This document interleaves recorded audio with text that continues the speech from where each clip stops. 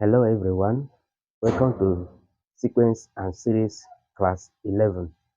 I am Victor Odigoma here. In today's class, we are going to be looking at an introduction to geometric progression. And I'm thinking that we are going to learn a lot. We are going to share a lot from this class, okay? Stay put. So, in our discussion on geometric progression, we have almost exhausted what we are doing in arithmetic progression. We have been able to examine series of questions that can come from arithmetic progression. And right now, we're heading to geometric progression. Now, let me bring us a little bit back. I said in arithmetic progression that when you have something like 2, okay, and you have 3 added to this, that will be 5. And you have 3 added to this again, that will be 8. And if you have 3 added to this 8 again, that will be 11. And the thing can continue. Okay? So you realize that something like this is called arithmetic progression because the progression is by addition of a constant term. Recall that constant term could be positive or it can be negative. Do you get that? All right. But what about a situation when you now have something like 3 and the next value you have is 9 and the next is 27, okay, and then maybe 81 and the thing continues to progress. If you watch this, even if you try to examine it, you say let me add 3 here. If you add 3 here, okay, let me add 6 here. If you add 6 here, that will give you 9. All right, try to add that constant 6 here. It's not going to give you 27. So a matter like this is what we call a geometric progression or an exponential progression, an exponential sequence. So you realize that any sequence where increase or decrease, because it can be decrease. I explained that when I was introducing sequence. It can be decreased. So any sequence where the increase or decrease is by a constant multiple, such is called a geometric sequence or an exponential sequence. You can see in this example that 3 times 3 will give you 9. Okay. If you multiply this 9 by that same 3, it will give you 27. Multiply this 27 by that same 3, it will give you 81. So it is by a constant multiple.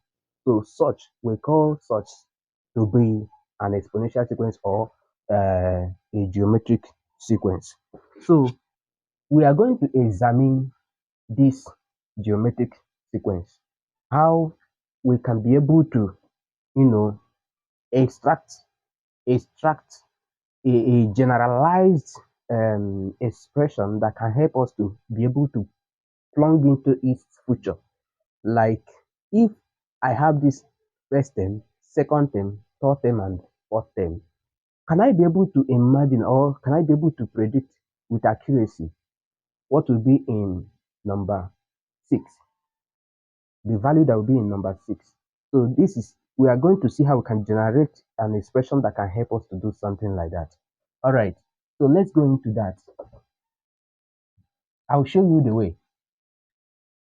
Array, back to what we have.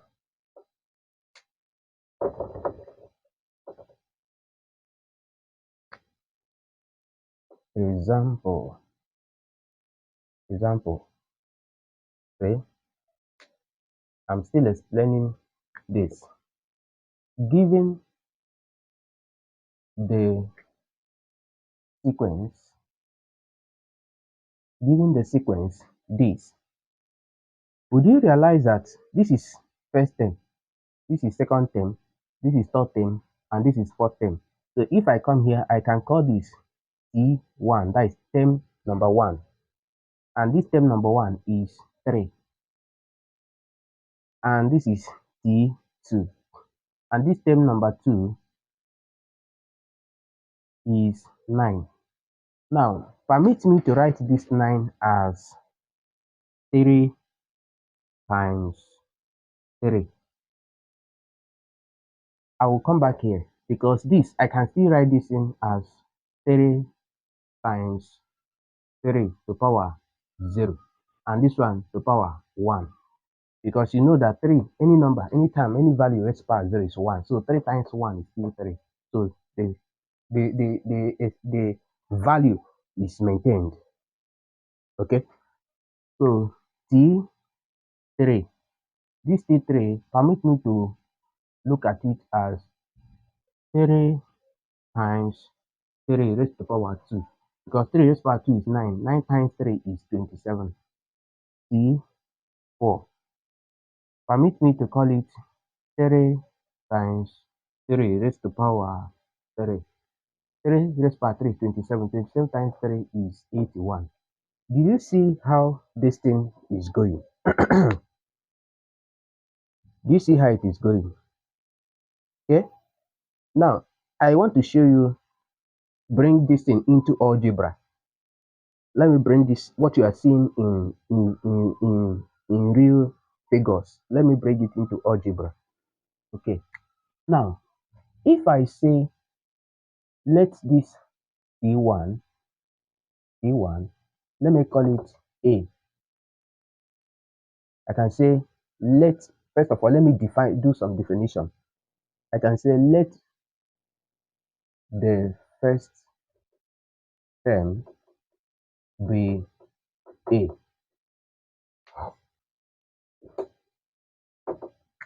and the common ratio be R. So I can say T1 is A, as you can see there. Then T2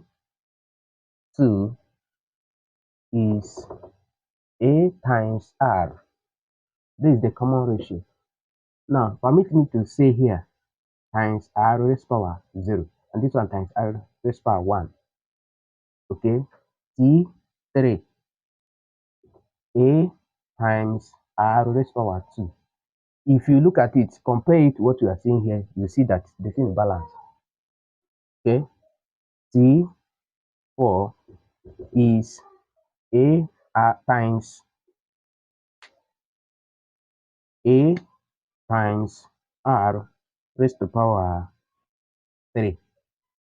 Now, I want you to observe how this thing is going. Assuming this is a continuation here, there's a continuation here. I want you to observe how this thing is going. Do you realize that, as I was saying, can we be able to look to estimate and know what will be in term number 6 ahead, having known the first 4? So it then means if I continue in this order, do you realize that it is like for every value here, that the power of R here will be 1 less? Check it out. For every value here, the power of R here will be 1 less. So if this, in conclusion, is N, this, what we are going to have here is A times R raised power N 1 less minus 1. So, permit me to bring you to the general formula for finding the nth value of a geometric progression. So this expression now is what we use to calculate the nth value. For the fact that the first term is known and the common ratio is known, you can use this expression to find, like as I'm saying over there, the system. Can we be able to know what the system is? So T6 here will be first term 3 times, without any guess, 3 times the common ratio being R raised to power 6 minus 1, as you can see here. and that will give us 3 times 3 raised to power 5. So 3 raised to power 5. From my calculation, 3 to power 3 to power, 3 to power 5 is equals to 243. So 3 times 243. That will give us what? Times 3. Times 3. That is 729. So if I want to get what will be in T6 of this expression, it will be 729. 729.